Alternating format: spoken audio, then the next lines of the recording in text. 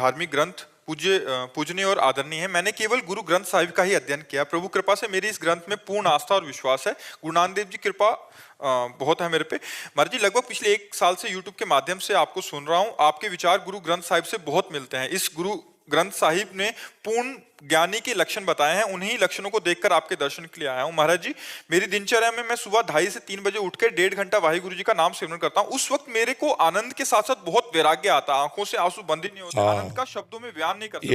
यही फल है, यही फल है सुमिरन का। यही फल है कि जितना आप सुमिरन करोगे तो ये दृश्य झूठा है, टोटल झूठा है। जैसे सोने में कंगन है, कंगन झूठा है, सोना सत्य है। कंगन नाम झूठा है, ना कंगन ये पहले था ना बाद में रहेगा। पहले भी सोना था, बाद में भी सोना रहेगा। तो बीच में जो कंगन भास रहा है वो सोना ही है। पहले परमात्मा था, बाद में परमात्मा रहेगा। तो बीच में जो भास रहा है वो केवल परमात्मा है। ये जो दिखाई दे रहा है स्त्री पुरुष जड़ चैतन्य, ये नहीं है। तो जितना हम नाम जप करेंगे वाहिगुरु का, तो उतने हमें इससे वैराग्य होगा। अपने शरीर से, दूसरे के शरीरों से, भोगों से वैराग्य। अगर वैराग्य नहीं हो रहा तो हमसे कोई जरूर गलती हो रही है। अगर नाम जप से हमारा संसार की प्रियता का नाश नहीं हो रहा तो हमसे कोई गलती हो रही है, हमसे कोई धर्म विरुद्ध आचरण हो रहा है, कोई गलत बात हो रही है। नहीं तो इसका परिणाम ये बिल्कुल मन भागता है। संसार से किसी से बात नहीं करना अच्छा लगता, कोई भोग अच्छा नहीं लगता। एक अजीब सी व्याकुलता होती है। उस व्याकुलता को प्रिय लगता है एकांत।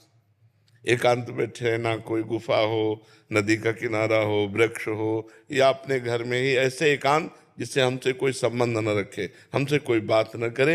ये वाहिगुरु के नाम की कृपा का फल है। घर वाले और जो शरीर संबंधी हैं वो सोचते हैं कि मैं डिप्रेशन में हूं, पर ऐसा नहीं। नहीं। अभी तो मान लो जैसे आपसे बात कर रहे हैं तो दूसरा रूप है, और जहाँ हम एकांत में होते हैं तो कई बार हमारे ही सेवा में जो रहते हैं वो कहते हैं महाराज जी नाराज हो क्या। उनको लगता है कि महाराज जी किसी विशेष उसमें नाराज हो गए। अब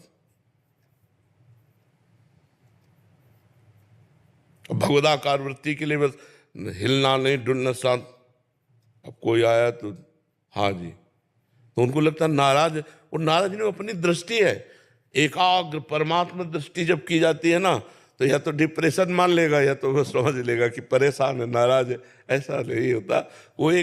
वो अपनी समस्त इंद्रियों को समाहित करके एकमात्र परमात्मा में स्थित किए हुए, तो उसको जो आनंद मिल रहा है वो बाहर कैसे उसको व्यक्त करे। और अब कोई डिप्रेशन में समझता है, कोई उसे पागल कहने लगता है, कोई उसको कुछ भी कहने लगता है। लेकिन ये बहुत उत्तम अवस्था आपकी है। गुरुवाणी जी की कृपा है, गुरु साहब की कृपा है। आप आगे बढ़ो, अधिक से अधिक जितना नाम जप करोगे रोना आने लगेगा, विकलता आने लगेगी। बस वाहिगुरु वाहिगुरु वाहिगुरु। सबसे छोटा अपने को समझने लगोगे, सब महान है, मैं सबसे लघु। यही गुरुवाणी जी की कृपा और यही वाहिगुरु नाम का स्वरूप। वाहिगुरु नाम परमात्मा, वही श्री कृष्ण है, वही शिव है, वही राम है, वही वाहिगुरु। एक ही परम तत्व है, उसे हम अलग अलग नामों से पुकारते हैं। खूब नाम जप कीजिए।